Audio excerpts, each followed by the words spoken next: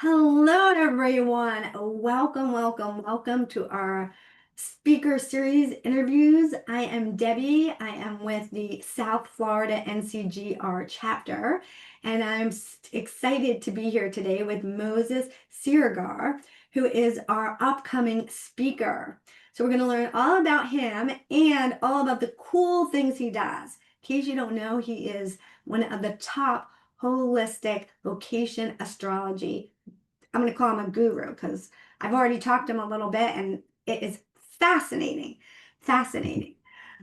So Moses, please introduce yourself. Oh, before you do though, I want to tell people because I don't want to forget at the very beginning. Yeah. This Moses is going to be with us October 18th. So it's a Saturday, October 18th. And the best part is that this is going to be an online workshop. So you can participate anywhere you want in the world. You can come and participate. It'll be from 12 to 6 p.m. Eastern time. But the other great part is when you sign up to come and listen to Moses, you will get the recording. You will get the recording. So that is October 18th from 12 to 6. So now let's meet our fabulous speaker, Moses. And Moses, tell us a little bit about yourself. Like, one, where are you from? And two, everybody always wants to know, like, it's such an interesting story, how people got into astrology. How Oh, did yeah, it yeah. find you, right? It finds us. How did it find you? Yeah. So some of y'all have heard this before, but my mom was studying astrology when I was in the womb. She was involved with the an NCGR chapter in Princeton, actually. I was probably like, at some early Rob Hand lectures when I was like a toddler or something. Um, and so she used to go to classes at Madeline Hillistinine's house, and I would go over there and stuff. So I grew up around it, but I thought my mom was crazy for being into astrology. So I wasn't really into it until I was a teenager, and she told me some things about my chart that I thought she should know about me, my Mm, Scorpio rising. It was like, what is this, And so, so I was like, all right, then I'm just going to disprove this stuff to myself. She had me reading a Liz Green's book on astrology when I was a kid, and I had forgotten about it until I found it when I was in college. I had all the kids in my first grade, their names written down in pencil and their sun sign. So I was like, oh, Frank was a Scorpio. That makes sense. Actually, he was a Libra. There's a different one as a Scorpio. But so anyway, I get into it, and I just start disproving it to myself. So this is like the early 90s. My mom has this dot matrix printer with Blue Star software. So I start printing out all the charts of my friends and family and just reading her books, Isabel Hickey and Stephen Forrest and Stephen Arroyo, Liz Green, a lot of that stuff, and just trying to disprove this crap to myself. And then now I've been doing astrology for 31 years, so you see how that turned out. wow. So yeah, so I've been like I've been real blessed my whole life. Like just it's really I don't know. I feel very fortunate to be doing what I'm doing and have been a part of all the things I'm a part of. I helped start the Association for Young Astrologers. I was the first president for a little bit over there, and I put on a couple conferences in Sedona that were pretty. I want to call them seminal. I think they were influential as far as like 2006, 7, 8 in that range, like really bringing everybody together, where we had, Western and Vedic and old and young and everything going on all at once. And it had this more of a like little more of a kumbaya spirit of like, it's okay, we can have differences and it's okay to do that. And that's what I'm really into with holistic astrology is anything that works, really. Like just keep your mind open, be flexible, be curious, be humble about it. And, if something works really well and my clients want me to help them figure stuff out, I mean, it's kind of my job to look into that stuff. So, so I do weird stuff. Like I use Vedic and Western astrology equally. I consider them essentially equally important, but a little different. So I do stuff like that where I'm always trying to I think anything where there's a lot of consensus is powerful in astrology. And if you have a whole bunch of people doing things one way, that's powerful. If you have a whole bunch of people doing things one way, that's powerful. So it's really not that hard to combine these things. I think I'm answering too many questions all at once here, but that gives you an idea of how I got started in this, I think. I love that. Your mom must be so proud. She'll be there. She'll be there for the workshop. So yeah, she's Oh, like my best cheerleader, so it's great. oh my gosh, I love that. Or the cheerleader. I love mom cheerleading. So how did you go though, right? Because I'm sure you just started out like, most of us just doing regular astrology, Mhm. you probably, it sounded like you tinkered with Western and Vedic and stuff. But Yeah. somewhere along the line, you transition to really focus on locational astrology. Right. Right. Yeah, that wasn't really part of the plan, you know. I was in Athens, Georgia, going to college at UGA, and I was getting to the point where I was thinking of leaving and going somewhere else, you know. And I ended up going to Boulder for a year and then Durango for a year, and then I ended up in Hawaii, which is another story. But you know, I started pulling up relocated charts, and I tend to use Porphyry as my, well, that was kind of my original favorite house system was Porphyry, which just trisects the Mhm. quadrants equally. It's very simple, very elegant. And so I'm sure I pulled up a Porphyry relocated chart for me in Boulder, and a buddy of mine was moving there too. So I looked at his stuff, and I think I did what everybody sort of does in the beginning. You just kind of read that relocated chart and you try to make sense of it as a different chart and see, you know, how that works. So I got really curious like that. And I had been born in New Jersey and then grew up mostly in Georgia. So I already had like at least two charts to look at for myself to kind of see like, you know, is there something here? I just found it really curious, you know, really interesting. And then I moved to Boulder and I just kept being curious about that. I kept always just having a genuine interest in it. And it's really a pretty organic process, you know. I think next thing I know, I was like teaching an online class, you know, and I, you know, had a small number of students probably, but you know, it was a good little class. And so here I am like teaching what I need to learn effectively, I think, you know, and through teaching, I learned some of the key principles that I use. Like there are methods I use, like what I'm speaking on at UAC next year, for example, is about how to read the relocated chart with accuracy and precision. And so I've learned through observing so many lives. One of the reasons I think I have learned some neat stuff, and I think I've discovered some neat things that are, to me, are absolutely essential. Like there are things I'm going to be talking about in this workshop that I think if you don't do those things, and they pertain to the relocated chart and how you really understand it really accurately, I think there's things there that if you don't use those things, you are missing a ginormous piece of this puzzle. I don't Mhm. think that astrocartography came out of Jim Lewis's head fully formed. You know what I mean? Like he got us going. He was brilliant. Like, but I mean, he was the first guy really promoting this in a very popular way. And there's no way the first guy who ever did that had the whole thing figured out all at once and that's it. You know, Right. that's not the case. Trust me, it's definitely not the case.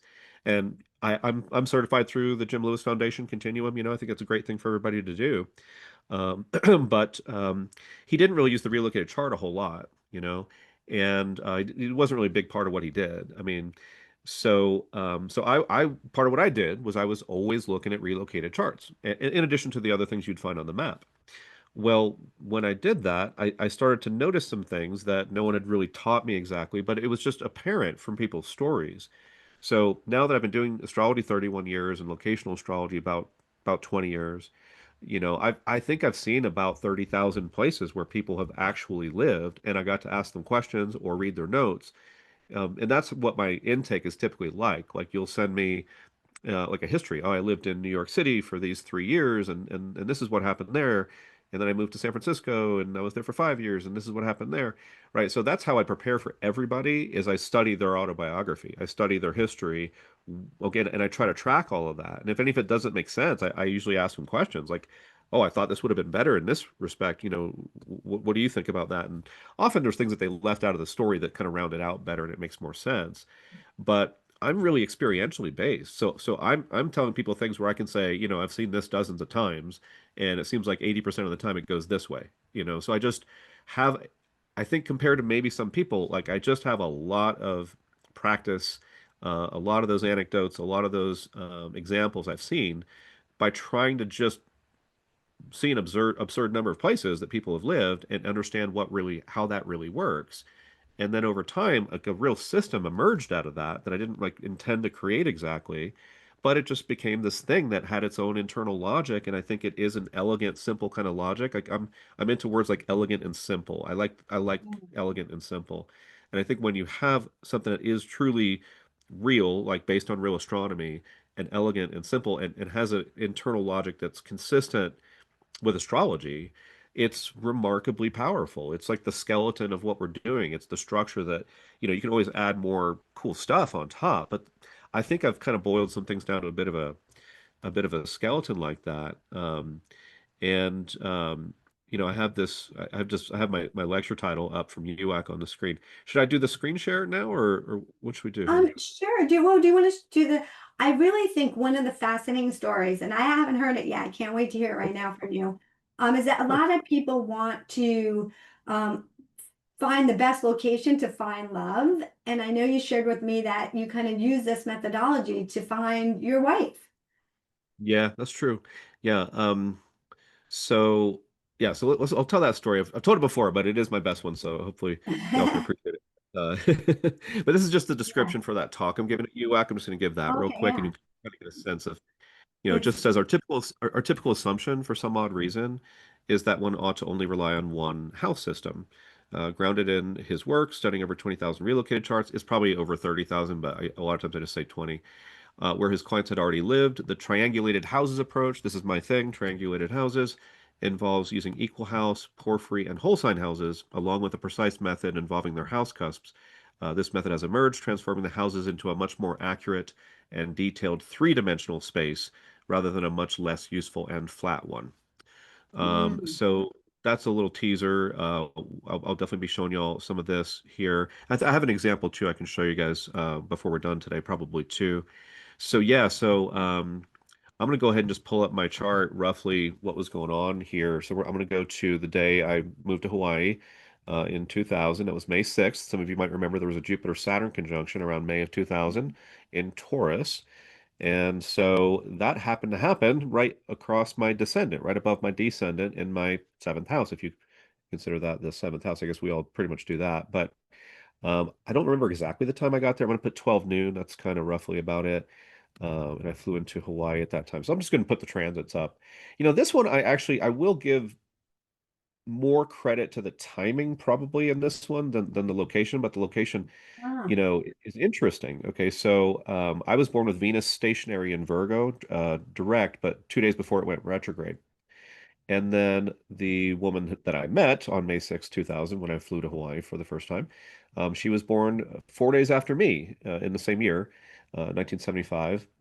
And she had Venus retrograde in Virgo, but stationary. So mine was direct, stationary. Hers is retrograde, stationary.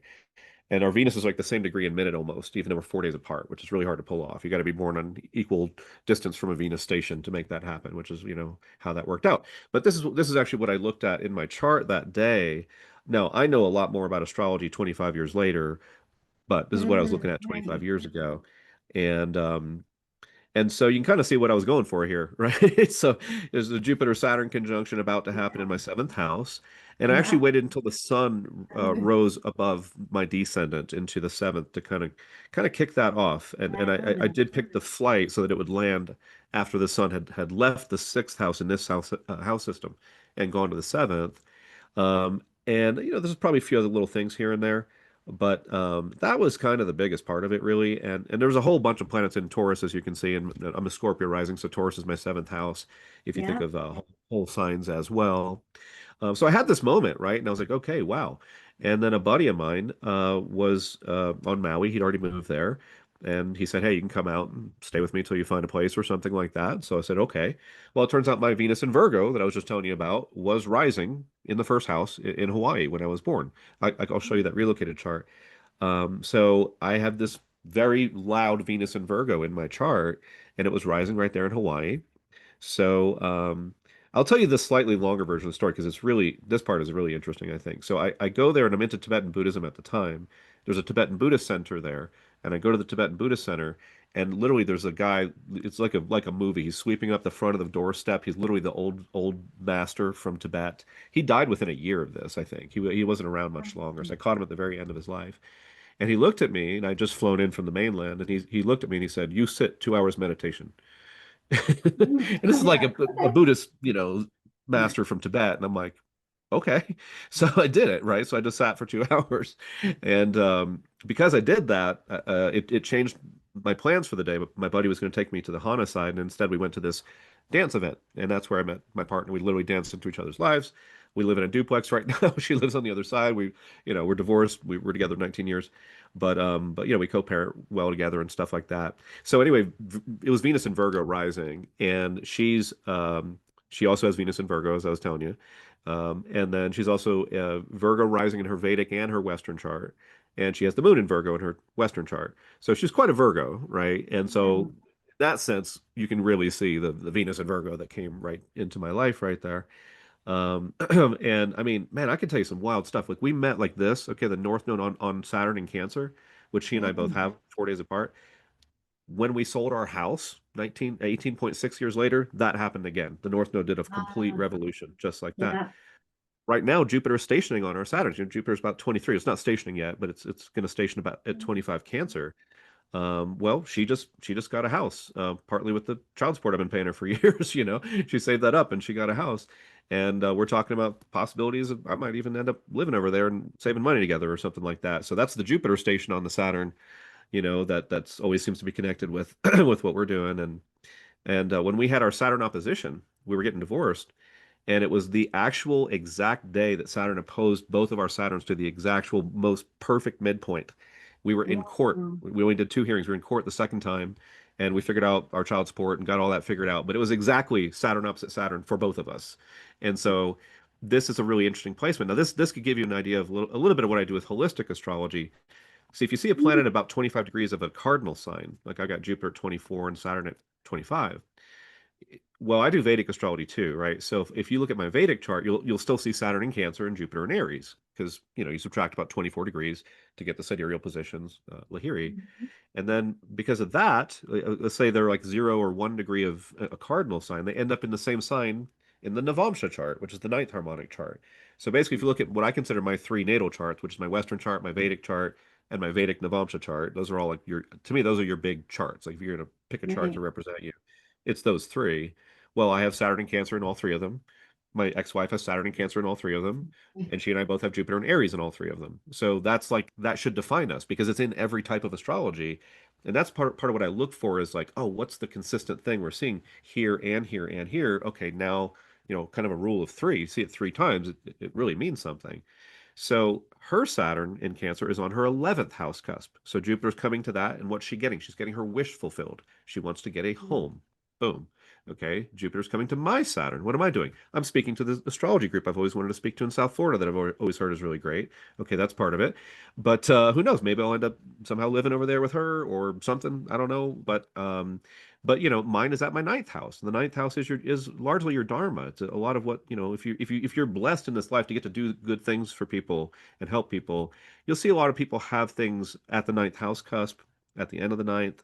Um, the fifth can be a strong place for Dharma as well. So, what's my Dharma? I help people try to figure out where to live, like locational astrology. That's what I do. So, it's Saturn and Cancer. That's Saturn's, let's say, career, Cancer's home, right? Trying to help people find their homes, and it's using astrology. So, we get this ninth house Saturn kind of vibe.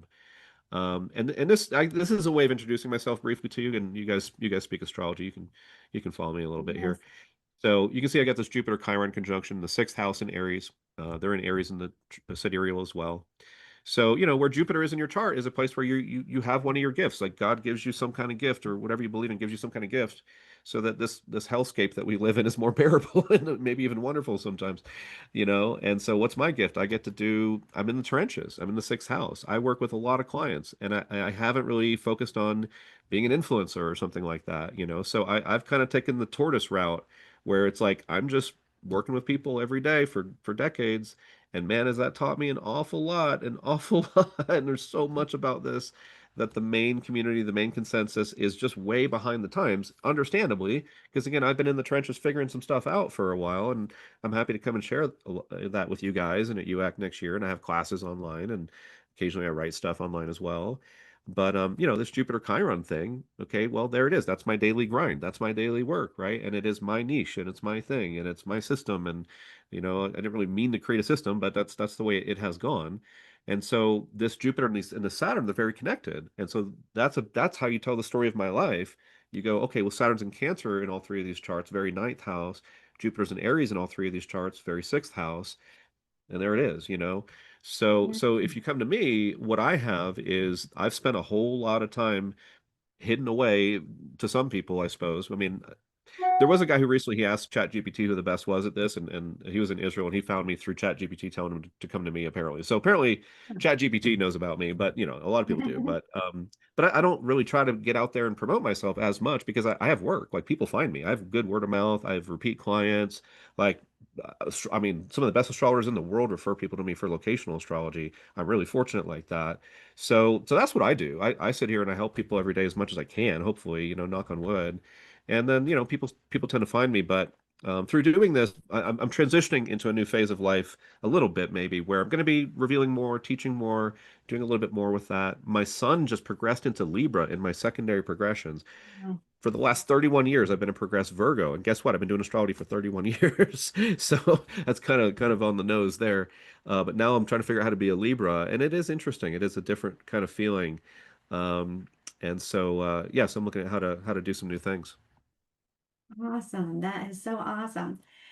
And so I love that we learned about you through your chart. Like that was so much fun. That was so much fun. Right It on. looks like you're going to take us through a little bit of the map here to kind of show us that. Um, did you want to use that example of how you picked your writing retreat or as the location for that? Would that be a good example or? This is even relevant to our workshop because Okay. I'm gonna be so I'm leaving soon to do a writing retreat, which I've been wanting to do all year. It's been my one of my big wishes, and it seems to be coming together. So fingers crossed. Um, and I'll be there when I speak to you guys. So Oh, it's kind of neat because I'm going to a place that is I think pretty interesting and pretty good for me. So why is that? Okay, so now we're gonna look at a Perrin real quick. Another thing about me is I'm very big on Ceres, who is a planet. She is not an oh, asteroid. We got to stop calling her an asteroid. Even the astronomers call her I believe, a dwarf planet. It's either dwarf or minor. I always get it mixed up. I'm pretty sure it's dwarf. And so you have things like Pluto, which is a dwarf planet. It's not a regular planet. It's a dwarf planet. But we, you know, of course, if you work with Pluto long enough, you probably just call him a planet, right? Like, mm, and I call Ceres a planet. And boy, is she the most underused, super significant body in the sky. Absolutely. She's so important. Um, and so this line is an illustration of a series line, actually, which is kind of fun. And I certainly have my own take on Ceres. I mean, I'll say my own opinions about it. I believe she is the modern ruler of Taurus and finds her mm, exaltation in Cancer. And I'm very mm, clear on that. I'm very, very clear on that. Like I have no doubt about that. And and I've looked at her lines for 2 decades now with all of my clients. Like I've studied her influence every single time I get a chance to study it because I don't like to try to be good at everything, but if we can try mm, to be really good at some things that are needed, like Ceres is needed. Ceres is important. She is the only planet in our solar system that most people don't even know who she is. You know, a lot of astrologers now are starting to use her more. So I can go off about Ceres. And in fact, if you like that topic, do check out my lecture online on YouTube. Just Google Moses Ceres, and you'll find it. oh, And awesome. it's a 2.5 lecture on Ceres, and that lecture took me 20 years to prepare for, seriously, because I had to look at her lines on these maps thousands of times, you know, to really get a sense of how she really operates. So what's this line up here? It's Mercury and Ceres. I have two parents. You see two yellow lines on the screen here. Hmm. There's Mercury, Ceres. The other one is Venus with the nodes.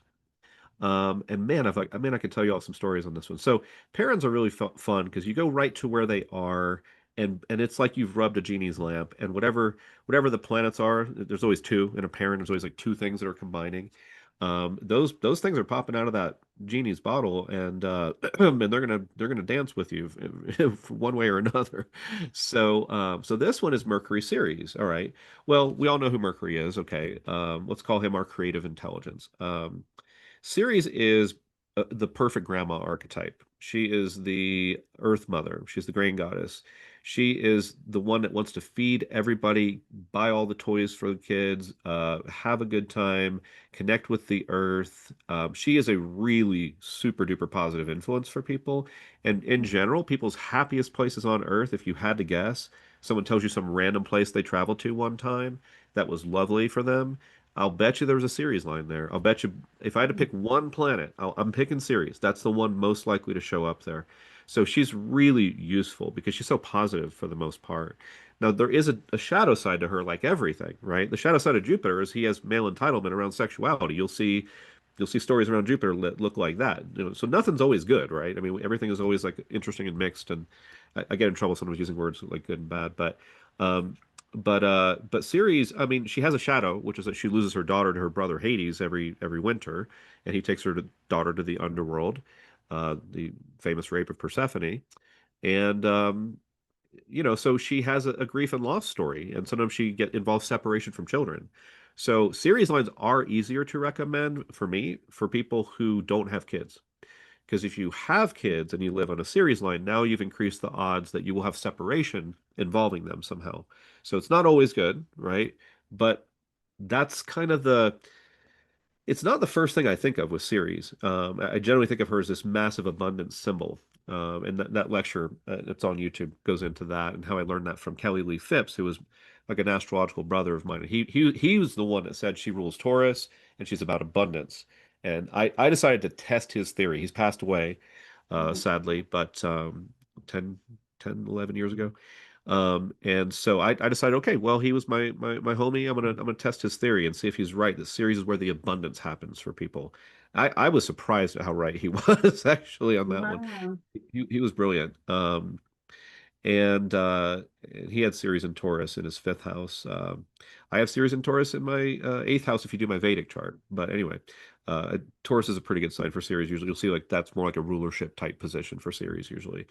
So anyway, Mercury series. Okay, so I lived in Durango, Colorado, which is not that far from this. Durango's like down here in southwest Colorado. So I lived there for about a year. And I was a young guy and I did some really interesting writing when I was there. And like people were telling me like, "Wait, did you write this? This doesn't sound like it's coming from a 20-something-year-old guy." And it was. It was like I was channeling something else. And I got this sweet job at this metaphysical bookstore. I was the only guy doing readings in the office in the back. Like I had the sweetest job I could have gotten in that town. I did astrology, and I created my flower essence company there. I had one called Grace Flower Essences for a little bit. And the mascot that I still sell is called the Abundance Bottle. Well, Ceres is about abundance. So I literally had Ceres and Mercury, and I created a business that sold an abundance formula with flower essences and actually made a good amount of money when I had started that. That's kind of a series vibe as well. So all these magical things are happening over there. Okay, now at that point, I didn't know this line existed. I didn't know I wasn't looking at series at this point, so I didn't even know that was there. All right. Well, fast forward quite a bit, many years later, go back 10, 15 years. I'm writing these epic fantasy novels. I'm kind of flexing my what am I trying to say? I'm kind of spreading my wings a little bit as a writer, trying to do something different. Anyway, so there's a guy who lives in St. George, Utah, same latitude as Durango, just very southern Utah. And he's a New York Times bestseller named David Farland, and he became my editor and like a mentor. And I used to go up there and study at his workshops in St. George, Utah on this line. And yeah, he ends up blurbing my book, and I get a quote on my book from him, and he becomes an editor. And so again, magical stuff with writing, Mhm. interesting. Okay. Well, I go to Vegas. Okay. I actually really enjoy Vegas. I have some good lines there, I guess. And I was there exactly when Pluto went into Aquarius for the first time, not that long ago. And within an hour, I was in a pool with a journal, and I just had this download of ideas for my book and like how I want to organize it and like the six big ambitious things I'm trying to tackle with it. So once again, there's something really interesting with my writing, yeah. So then I'm like, okay, I really want to do a writing retreat this year. So I've been trying to figure out how to get to this latitude. And I could go over to North Carolina, go to Boone. I'd be up at that same latitude. Basically, that's Virginia Beach as well, Mhm. But I live in Arizona. I live over here in Prescott, Arizona, so I can just drive like 5 hours or so north to up here. So I did recently find a place, and I was looking at a couple options, and I could have gotten right exactly on this line, but I end up in Utah, pretty close to it. So hopefully that's going to be close enough because that's closer than St. George or even Durango was there. So I'll be there when I do the workshop for you guys. So hopefully I'll be channeling some really cool Oh, stuff, while I'm working on a book. And I might work on one called The Tao of Astrology. That Kelly was working on a book called The Tao of Astrology before he died. And mine's going to be real different. It's going to be kind of like the Tao Te Ching, like very, very succinct. mhm. Um, and so that might be the project I'm working on for that. And then, this is why this is so fun, right? Because you can go anywhere, you can put yourself anywhere on Earth and you can kind of get a vibe. What's it like? What's going to happen there? So, for Right. example, let's go to Fort Lauderdale, Miami here. What do I have there? I have a Jupiter and Pluto combination. Oh, wow. Uh, Jim Lewis said he thought that one was really good for money. He had a guy he knew that won the lottery. He must have been living on a Jupiter Pluto parent, I believe he was. And now I've never seen anyone win the lottery living on that line. But what I'll tell clients is if you live on that line, if you're someone that really wants to make a lot of money, like we're talking millions or something like that, you really want to make money, like serious amounts of money. That's a good line for that. Not necessarily good for everything else, but Right. so anyway, I'm like, oh, okay. I just pulled this up as we were just getting ready to start here today. I was like, oh, I'll actually make some money from this one because there it is. It's Jupiter Pluto, and you guys have already know the minimum amount I'm going to make, and that's it's a decent amount. So there you go. Versus, let me show you a contrast to that. I go to Tucson, which I love the Tucson group, but what's my latitude at Tucson? Saturn and Pluto, not Jupiter and Pluto, Mhm. Saturn and Pluto. That line sucks. It sucks real bad. You probably don't want to live on that line. And it's I tell clients like, January 2020 they can join. It's like COVID. That's what Saturn and Pluto feel like together. So yeah, so I go there and I love speaking there. I've done it a couple times, I think. But every time I go, I've never really made much money doing it. But there it is. That's because that line is right there. So think about how useful this is, right? You can use it in so many ways. Like you want to So go somewhere to powerful. travel. I mean, it's infinite, right? You can do so much with it. God, there's just so many stories. Hey, can I tell you another one real quick on this one? Of course. Okay, look at this. Vegas. Okay, Venus. Now that there's two here. This gets us into another principle. If you have two lines together or two influences together, you do have to blend the meanings, like just like anything. It's more than one thing, right? So Venus with the nodes, let's say that's interesting, fated, dramatic, Venus events. Sometimes the nodes represent foreign influences. It could be a foreign female thing or something like that. So yes, I was here. I was dating someone after I got divorced, and we split up. We split up every 2 weeks. It was not the best relationship, and so I was in Vegas, and I was like, I got nothing to do today. I'm gonna go to this line. I just want to go see what happens. Right? I'm just gonna drive up here.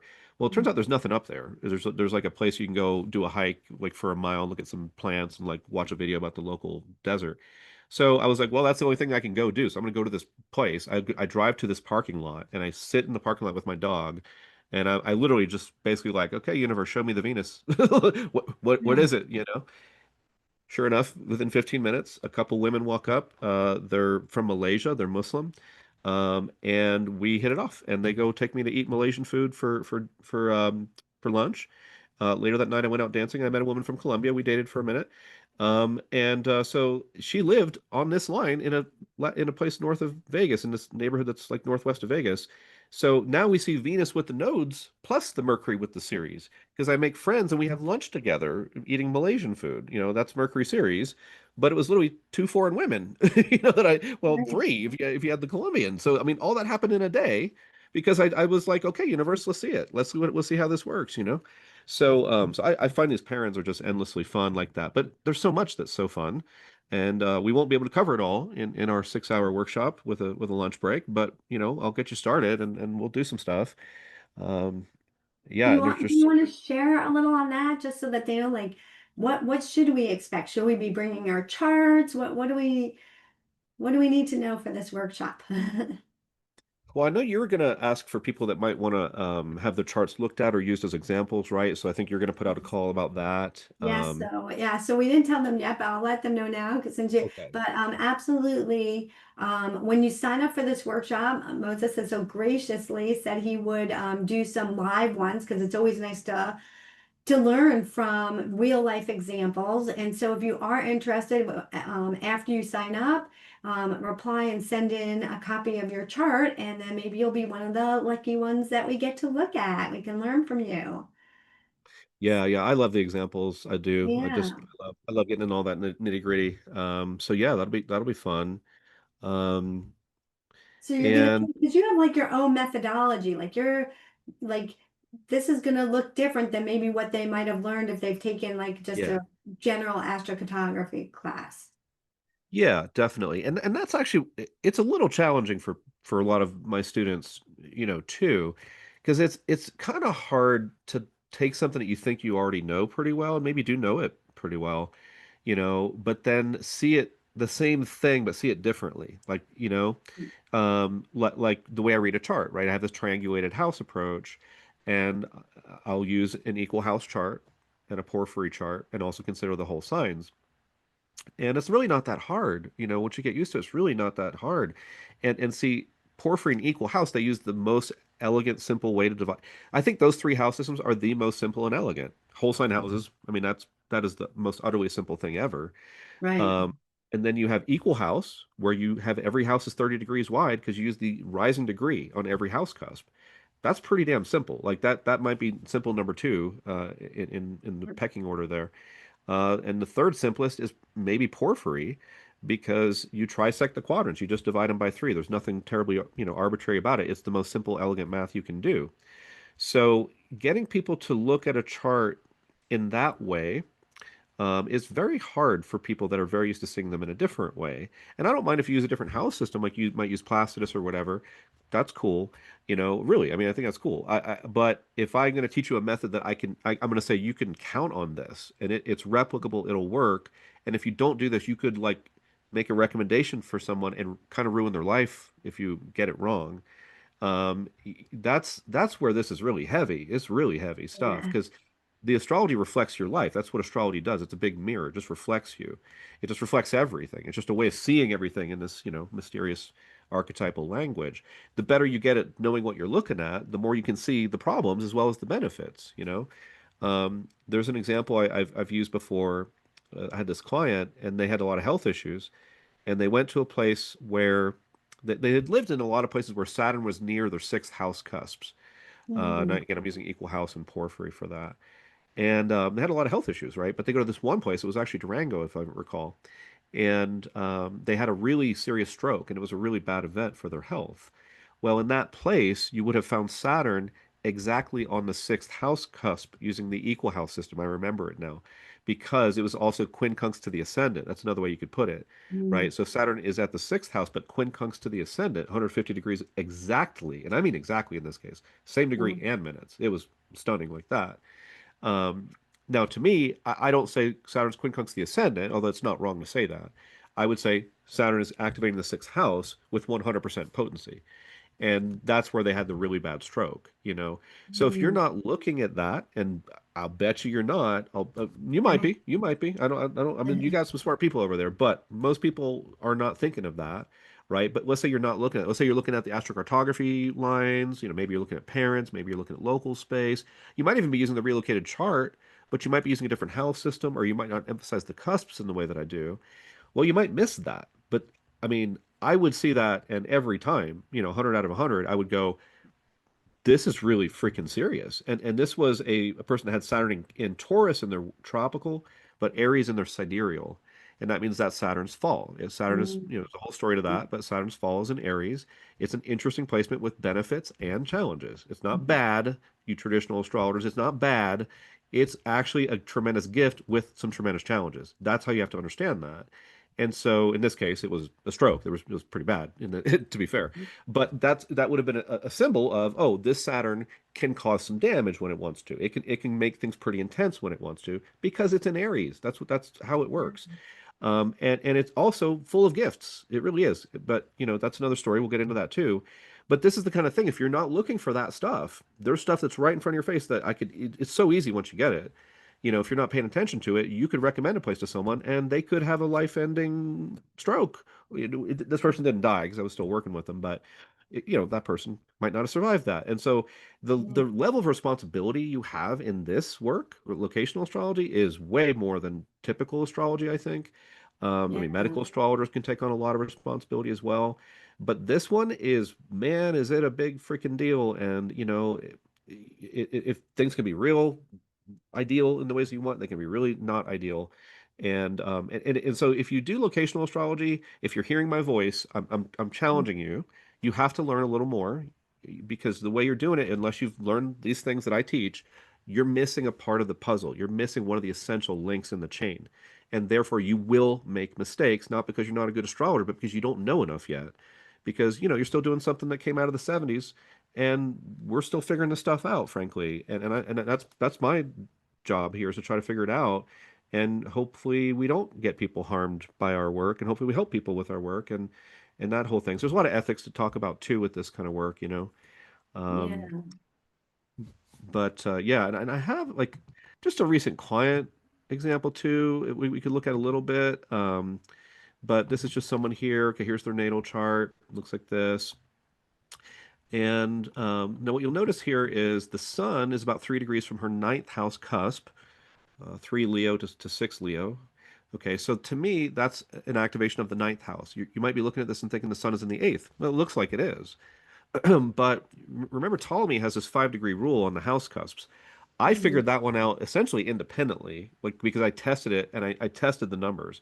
I used to go with 3 degrees, 4 degrees, 5 degrees, and 6 degrees. I tested those really as well as I could, and it became very clear five was the number. So in these intermediate house cusps, a 5 degree rule is really powerful.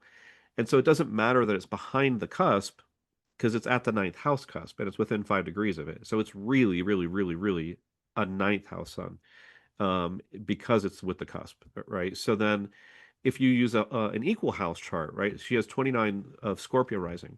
So what would be the degree on every house cusp if you go with equal house? 29 degrees. So let's imagine 29 degrees Cancer. That would be the equal house, ninth house cusp. Well, if we imagine 29 Cancer sitting over there, and we could redraw the chart, you'd see it, 29 Cancer. Well, Mercury's 2 degrees away from that. So now Mercury is strongly activating that cusp.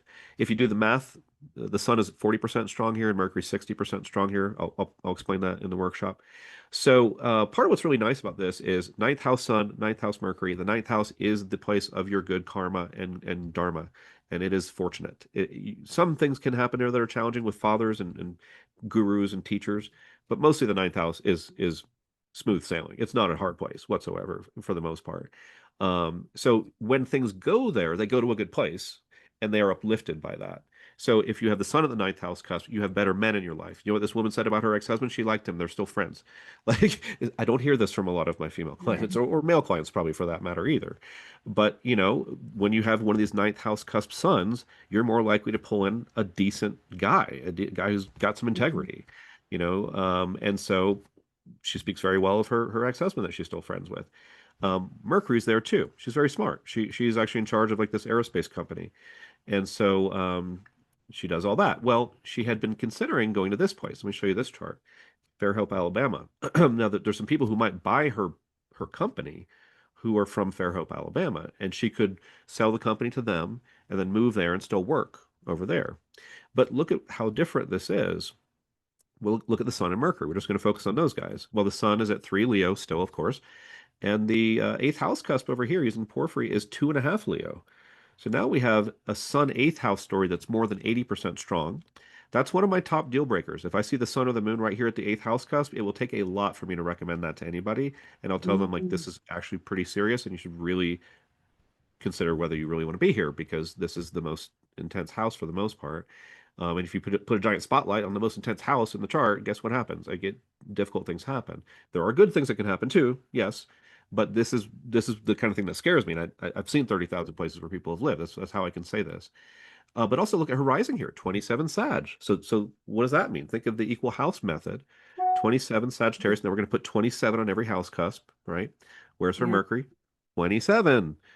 Wow. Okay, so Mercury at the eighth house cusp, 27 degrees. That's really strong. That's more than 95% strong. That's crazy duper, super duper strong. So this is the difference between a very ninth house Sun and Mercury and a very eighth house Sun and Mercury. And let's Mhm. underline the word very, very, very, very. This is the part that will really tell the story. There's a lot of things you can look at in a relocated chart that tell a little bit of the story, a little bit of the background, but what you don't know unless you learn what I'm teaching is that a lot of, I mean, unless you have your own method, that's fair, but otherwise you don't probably know how to really tell which parts of the chart are actually speaking the most loudly. It's not just the things that are on the angles. And so these cusps are things that turn up the volume on a planet dramatically, especially if you get to these really high numbers like I was giving with like, the 95% Mercury, the 90% in this case Sun with the eighth. So interesting in this example because there's people here who want to give her a lot of money for her company. Well, the eighth house is other people's money. So I can see the money. It's like that makes sense, right? But do you want to live there and Mhm. experience this? The Sun with the eighth house. She has a husband who's a little older. I don't know if I don't know how his health is going to be if she's in, if she has an eighth house son. and she's living right on top of that. I don't know how her health is going to be. I don't know how her career is ultimately going to go either. So in the end, I thought there was a bunch of things here that showed the money. I'll tell you some stuff real quick in case you catch it. Jupiter's at the fifth house cusp using equal house. Venus is at the ninth house cusp using porphyry. So with these planets of money like Jupiter and Venus in lucky, fortunate places, lots of money. She might make a lot of money from Fairhope, Alabama. You know, you know.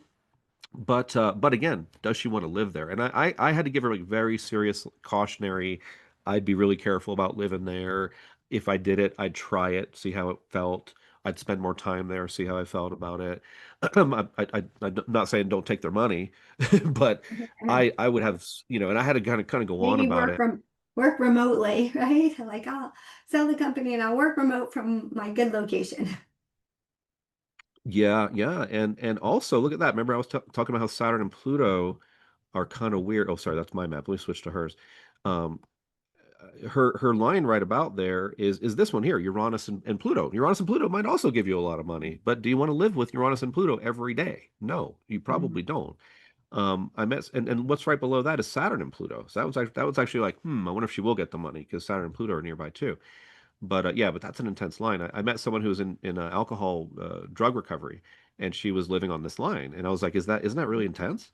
And she was like, yeah, but I like it. I like doing all this like therapy every day, So there you go. Mhm. Like tons of fast growth change, Pluto. She embraced that and she did well with that, right? But most people like that's I don't know, it's kind of explosive and I don't it's not really that comfortable to live with that usually. So that was evidence too. That when you get into locational stuff, the chart can tell you a lot, but then we have these parens, we have local space lines. I also use geodetics. I also use geodetics with the Sidereal Zodiac, which most people don't do. So, I can pull in a number of data points and then try to connect all the dots and tell the story of that. And luckily I've just been doing it long enough that it's like riding a bike. And Sure. so I do offer a little different way of seeing the stuff you're already used to seeing a different way, which is challenging. It's not easy to get it, Well, but what if you would you get it, I say? promise you it works. And I'm already like, I'm so intrigued. I can't wait to dive into this different approach. What would you say to some people who maybe have no experience with this, with locational astrology? Like, when they come to class, will you be covering some of those basics so that they'll be able to follow along? I guess it kind of depends on where the group is at, I mean, if we ended up with a bunch of beginners, I think I would definitely want to do that. I'm probably looking to go a little higher level, but also like to explain things so that they're understandable. Um, and so I don't know. I feel like I have Mercury in Leo, 15 degrees Leo. I feel like there's like an element of that of like if I can explain something so that even a child can understand it, like that's good. I'm not looking to go like Mercury and Aquarius and make it so far out that you can't get it. Like I actually want to really simplify it, but I'm simplifying something that's complicated and has a lot of moving parts. So, Right. so I do like trying to make it simple enough to get, and so I think there would be pieces that those folks would get if they're relatively new to this. Yes, and Um, because we encourage those that are just starting their journey or whatever to come to workshops like this because one, again, when you do sign up for this workshop, you will get the recording. And so as you learn, you could go back and connect more dots. And right. and I know you mentioned this in the very beginning that you like to keep things elegant and simple.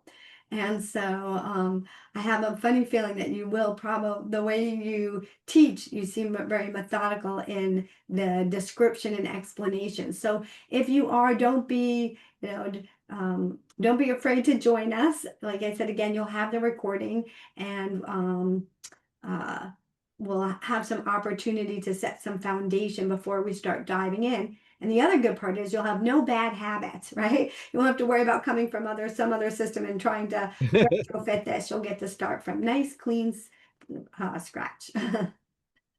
Yeah, it is probably a little better with my system if I teach somebody from scratch, actually. Yes, right. So Um, you can teach but but them. I but I enjoy teaching like Westerners where I can include some Vedic and Vedic people where I can include some Western and Yes. people who've been doing astrocartography, but I can show them how to do a little more.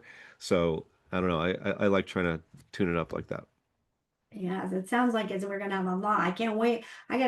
Can't wait to go back and relook at my line, especially Cirrus, because I haven't looked at her line in my chart, and I love her story. So I need to Uh, go. I need to go look and see. yeah. because Yeah, most and of if us, you have Ceres, we look like you said, the Saturn lines, the Jupiter lines, right? So, yeah, yeah, and they're always different too, you know. I mean, there's so much general information. Like I go on these forums, like in Facebook, Reddit, wherever, you know. right. It's just nothing but people just posting their astrocartography map with like one line on it, you know, and like being like, "Oh, should I move to Chicago?" You know, and it's like, dude, no one can tell you that. If anyone tries to tell you that from that one image, like, do not listen to them. They don't know what they're talking about because you can't do it that way. It just doesn't work that way. There's a lot of parts to this. I We know. were I talking think earlier. Go go ahead, ahead. please. No, I was just going to say, because you had brought it up, so I was just going to reemphasize, because I always tell all my students that, and I am a beginner astrology. I'm like the kindergarten astrology teacher for those getting in, is like, don't jump to conclusions based on one thing you see. Like one piece of evidence doesn't seal the deal. And you even mentioned it yourself, like the rule of three. And that's why you like to look at the chart Yeah. with using the three different house systems. And so you need to have the evidence build up before, especially and a very sensitive, like you said, this is a sensitive topic. People that are coming to find out, they're usually not coming just for like, oh, where should I go on vacation this year, right? Although you could do it for that too. But it's usually more serious stuff. Usually it's those major areas of our life, like work and family and law, partnerships and like just myself, like I want to live somewhere that feels good, right? It's those four major areas that tend to be the most sensitive that people come for. Mm-hmm. Yeah, I love these stories with these lines. Like here's my daughter's map. Okay, she's 13. She has a line going right through Flagstaff. We live here in Prescott, so that's where her chart is based here. Right. Um, Mars and Pluto at Flagstaff, you know, like that line can be pretty dark. It honestly, I don't recommend it to people usually unless they have a really good reason to use Mars and Pluto together, which you might, but it's Right. still got this like edge to it, you know? So man, it's just funny, like just different little stories I've just seen with her. You know, we went up to this place called Arizona. It's got bears, kind of a Mars Pluto thing, big scary things that could eat you, right? Mars Pluto. But you know, as a kid in your car driving around looking at the bears, I mean, kind of a nice way to do Mars Pluto. And Right. Yeah. sometimes kids get the nice version of the thing, right? But she went up there, Arizona, one time with a friend of hers, and her friends on the way home, like her friend and her friend's mom got in such an intense fight that like she wouldn't even Mhm. tell me what happened, but apparently it was really intense, you know. And so just that one little trip to Arizona, boom, the car explodes. I mean, not in this case. One time we actually drove across there going to Vegas, and a big like they were like transporting a house. You know, when you see like the house on the highway is like Yeah. half a house, this house like spilled across the highway, half a house. Mhm. And we probably missed that like by minutes, like being in that accident. We had to Wow. pull over for a while until they cleared the road. Then we went forward. The last time we did that, we went up to Utah earlier this year. We go up to Flagstaff, and then you drive over to Vegas. We're on this line, then we go straight up to Vegas. Right as we're going to our hotel, someone comes out at us and screams and says, "Turn around! There's an active shooter!" And we Oh, wow. what? Okay, so we turn around with our luggage and run back to the parking lot, and then we follow the news. We see people running out of this place, and there was a shooting inside the casino at Circus Oh in my March when gosh. we went up there. So so if my daughter said, "Hey, Dad, I'm thinking about going to college in Flagstaff," I'd have to figure out how to talk her out of it, which is hard to do Right. sometimes with a kid. You know, I have an Yeah. 18-year-old son, and he's got a line down here in Phoenix. It's Mars and Saturn. I'll show you his. Okay, Mars and Saturn, just above Scottsdale there. And one time we were in Southern California going to do a vacation thing, and we were 3 miles from this line, and I had my first little fender bender thing in decades, and I bumped someone in traffic as I was trying to get off the highway. It wasn't that big of an accident at all, but I mean, the car jumped like that, and he got to experience what a car accident feels like. You know, and Mm, that was 3 miles from a Saturn and Mars line. He's thinking about possibly moving down there, LA someday, but I very subtly try to explain that he may not want to do that, but he's his own man, so we'll see what happens, right? But again, I can just tell stories for days about these things, and I just it's endlessly fascinating. So even if you're new and some of this is going to go over your head, I will try to make it understandable. But even just seeing how this works, just getting your mind blown by some of this stuff, hopefully, yes. that could be worth it, and then that curiosity, that fire could be lit. Then you could keep learning more. Absolutely. And also it's like to me, I'm like, all these things are the things that show you the potentiality and the possibilities. And so even if you decide like, oh, you're learning about this, you're getting exposed and you're getting awareness to this holistic locational astrology, it makes you realize like what's out there that could help you, right? Even if you decide that you're not going to do it, like now you know that there is this um process out there that can help guide you and your choices in the future. And you could, reach out to schedule a reading with someone like Moses, who will, give you the pros and cons, right? Both sides, so that you can make an educated, right? We're all about making educated decisions. And I Right. really feel like again, I know how you said you made this, you saw things after the fact. Would you have made different decisions if you had known about your lines here or there, pre doing this? But now, like, once you become aware that you could, you know, um, see this type of events that could possibly happen, it just makes you, not that you might not drive across that line, right? You can't live in fear, like, I can't drive across the line, but you're going to be more aware when you're driving across the line. Yeah. And sometimes because like a lot of the lines are in latitude, the parents, like that Saturn Mars parent that my 18-year-old has, like I would tell him like if possible, let's say you're going to let's say you're going to San Diego from where I live. You could go along that line on certain highways, or you could kind of come down in more perpendicular and cross over it and not spend as much time right on it. And so in Mm, that case, it may be better just to get across that sucker as fast as you can, right. because I mean, if you're going to be careful, why not? Versus, yeah, if you cruise along that line, I mean, like that story with my daughter in Vegas, we drove on highway, what is it, 40 up there, from Flag, and so we're going west. And so we're driving right on that Mars Pluto line for her for a little while. And that's where that house spilled across the highway and Arizona's on that road. And then, so she was on it for a minute before we went to Vegas. And then we're almost in an active shooting thing. Um, so yeah, so yeah, I mean, I do think some of these things are, if is this stuff powerful or isn't it? If it's powerful, then you got to pay attention and you got to work around it Yeah. sometimes. You got to work with it sometimes.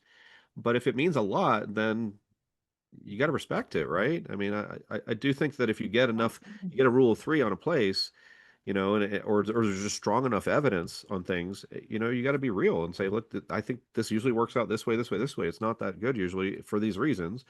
And but if you did go here, here's what I would do. Here's my strategy I would have for it. If you're gonna have a lot of eighth house stuff, let's be in a really deep therapy. Let's really look at your shadow Mm, inside and out. Let's because the eighth house is gonna beg for that depth. It's gonna beg for that. And if you're not giving it that, then somebody gets cancer in your life or something like that. I mean, it's like you not that we can control these things, but you can try to work with them and you can try to find the good strategies for how to make something more positive. And that's so useful because some places are just like, oh, this is a good place to visit. That's it. You mhm. love it because you have this thing in the 12th house. You have like a benefic soft planet in the 12th house. So you go there and on the inside, you feel good because you connect with nature and it feels spiritually uplifting. But you live there and you're going to have a whole different experience with that 12th house planet. So it's a matter of knowing what's good for what, and then you can work with that. Perfect. Awesome. Well, gosh, this was great. Is there anything else that you think they should know before they sign up for the workshop? Uh, no, just do your best to come in with that beginner's mind, just try to be open to seeing things in a different way. And I'm a stubborn bastard. Like I've got plenty of fixed stuff in my chart. And I mean, it took me years to learn something. Like I learned some things in Vedic astrology that I just resisted because it was different in Western, and I'd learned Western first. So for some reason that meant that the thing I learned second didn't make as much sense. It's not even like Mm, a rational way to think. But I know what it's like to be kind of pig-headed and stubborn and like not learn new things because your mind's already set on things that you already know. And so that is hard. If you've been doing this a long time, you do know things and you know how it works for you to understand these things. So it's very hard to have a beginner's mind when you're not a beginner. But that is kind of my advice on this one is try seeing things in a very very different way, and if you can, that's really good for your brain. You get like more elasticity going on there because you're actually yeah. trying new things and you're seeing things differently instead of just all the same patterns that your mind is already used to. But that's easy for me to say. It took me forever to learn how to see some things differently and be open to different ideas. But at least what I offer is based on the experience that I have, and I can definitely say that. Awesome. Well, thank you so much. I hope you guys have enjoyed this and it got you excited to come join us on October 18th. This workshop will be an online workshop. It'll be via Zoom. Um, so and it's active Zoom, just so that you people know that have not participated in our online workshops before. So it's not webinar style. You will be able to chat in the chat and all that, so that Moses will be able to answer your questions and, engage with the group, right? We like to kind of have that group engagement together. So, like we're all together in person, Nice. even though we're all together online. So, that's October I 18th. love It's going to be from it. 12 to 6 p.m. That's Eastern Standard Time. You will have a break for lunch. Don't worry, it's not 6 hours straight at your desk. And you will get a recording. So if for some reason you can't sit with us for the whole 6 hours, don't worry, it's getting recorded and you'll get the recording shortly after the live event. And I encourage you to sign up as soon as you can, so that if you do want your chart to potentially be looked at, you could get your chart sent to us and we could get them to Moses. I mean, time's ticking, things go by fast. So somewhere below this video, there'll be a link for you to sign up for the event. You don't have to be, we would love for you to be a member of our chapter. But you don't have to be a member of our chapter to participate in this event. There is availability for non-members and members. So I'm super excited. Thank you so much. I can't wait to learn more about this. I'm so intrigued. And I hope you guys are too. And I hope you come and learn more about holistic locational astrology, because I think we just got just the tip of the iceberg today. But you could pre-prepare by going on YouTube, because I already wrote it down, and looking for his lecture on Ceres, so that way you're already a little ahead of the game about learning about her. And then that way when Sure. he puts it in the chart. So if you want a little homework, a little pre-homework, go find him on Right, right. YouTube. Yeah, yeah, and I have a YouTube channel with a few other videos on some of this too. So yeah, yeah, that's great. Thank you. You're welcome. So, and then we'll also then also if you go to UAC, you'll be able to go meet him in person and be like, oh my God, I was at your lecture, right, for the South Florida chapter. So, That'd be great. anyway, thank you, Moses. This has been so much fun. I can't wait to see you. Thank you, everyone. Don't forget, register down below. See you All October right. 18th. Thanks, Debbie.